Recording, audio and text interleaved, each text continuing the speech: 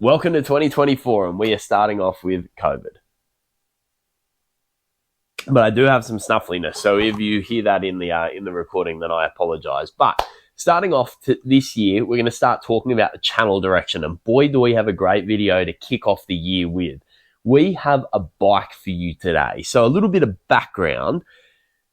I have been mulling over whether you can enter cycling for under $1,000. It's stupidly expensive, and we know that. We see all the new bikes coming out, the SL8 for stupid amounts of money, the new BMC for, I think it's like $27,000 fully specced out. Who can afford that?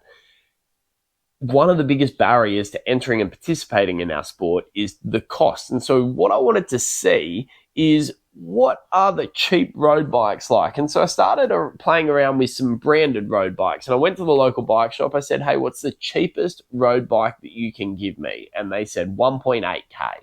I said, thanks, can't afford that. So I started having a look online, and we have a few bikes coming this year that we're going to be testing to see whether they are viable as a cyclist's full-time bike. And we're starting off with the Cycling Deal Blazer. Googled this, got it off Amazon. You can buy it through the Cycling Deal website. It is $350 at the moment, discounted, delivered to your door for $399 with Shimano Claris. And that got me like a fish on a hook. And I thought, I've got to try this bike. So today's video is going through first impressions. What is this bike actually like? Now, I know some people will be sitting there, they might follow me on Instagram, or they've seen some of my previous YouTube videos, and they'll be saying, you're a hypocrite. You have a really nice bike, and fair enough, this is my bike. It is a Fesca 1, and it is absolutely gorgeous. This thing is an absolute weapon. But that doesn't mean that if that were to get stolen, or if it were to crash or whatever, sure, I've got it insured, but something happens and I need to get a new bike, I can't afford that again.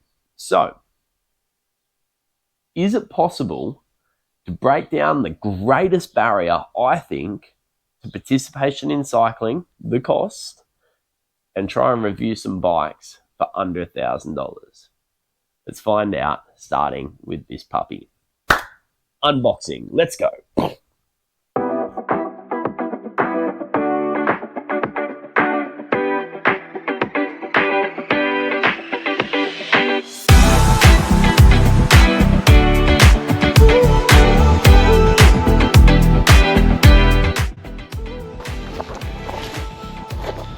Initial impressions. I mean, it's heavy,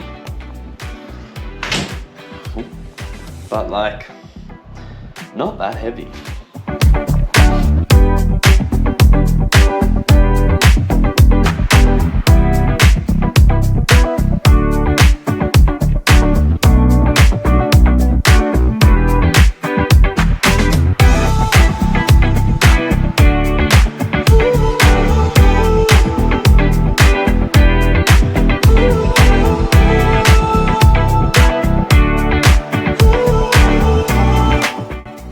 Everything looks sweet. The car's sort of 90% built, as you can see, and I actually don't hate the paint scheme on it.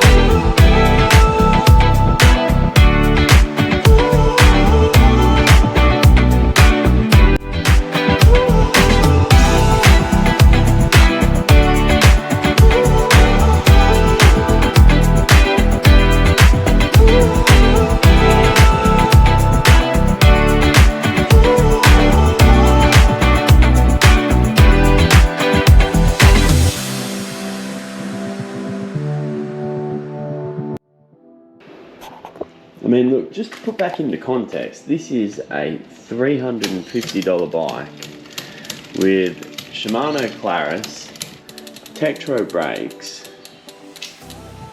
and an alloy frame.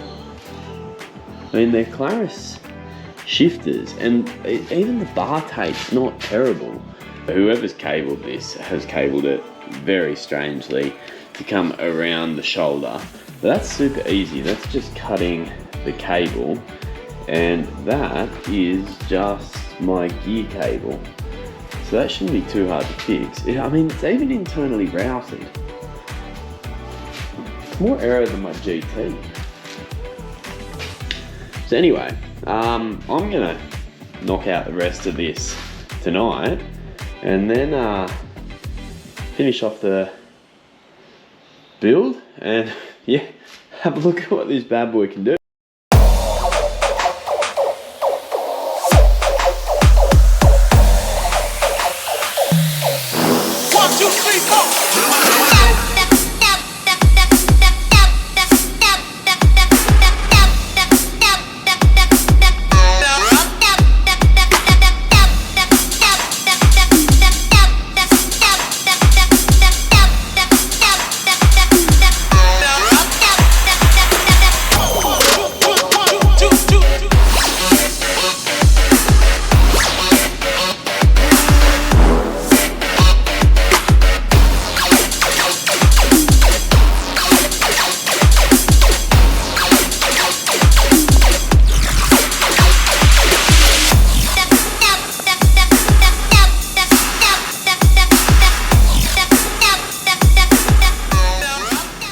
Okay, so she has been out on the maiden voyage. So a few little thoughts. It's hard to say that this is a good bike because it's not. It's, for what you paid, incredible. For 400 bucks, what you get on this bike is an amazing group set, a decent frame, and overall pretty trustworthy, reliable bike, but it just sucks in watts. I don't know where they go. I have a theory that it's the wheels, and we're going to test that, but it's been an absolute punish out today. Casual group ride. It will be interesting to compare power numbers to previous ones, but I was sort of going 70 watts harder than people next to me. I was riding next to a guy who hasn't ridden road in a while, and he was just half wheeling me, and I was pushing out 350, 320, 370 watts. He's sitting at 250, 280. So definitely, yeah, definitely sucking them somewhere. Anyway, survived though, and we've done 73 kilometers on it. Feeling comfy. So yeah, depends on your metrics. Okay, so where to from here then? Starting off, I'm not racing this, at least not in its current iteration. I wouldn't stand a popsicle's chance in hell of competing in B grade with this losing 50 watts average across a ride. I'm just not going to keep up. So we're going to do a couple of tests on it to try and identify where it is that we are losing these watts, and whether there are ways that for an affordable amount you might be able to bump this up to a bike that could compete. First place that we're going to start is with the wheels, and I suspect that it has to do with the hubs. So I am considering trying to locate some relatively affordable carbon race rims to see whether just changing the hubs on this can increase the speed.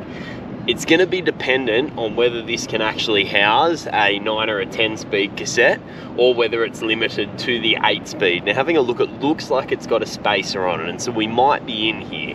However, we're going to have to wait and see. I'm also going to do some speed tests, so I'm going to compare this to the Fesca that I own, but also to the GT gravel bike that I own, to kind of compare how far this takes to slow down. So how quickly does this decelerate after accelerating to a set speed? So we're going to do a couple of tests like that down at the Regatta Centre, and that'll be coming in future videos. So we're not done with this bike yet, but the initial intention of can you race it? The answer is at the moment no, but can you ride it?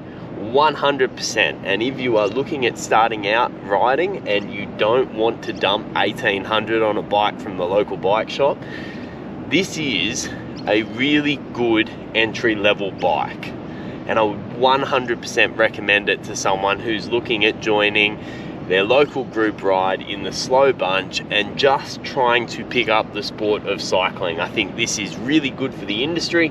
I think this is an excellent bike for what it is designed to do. It is just not designed to race, and that's okay.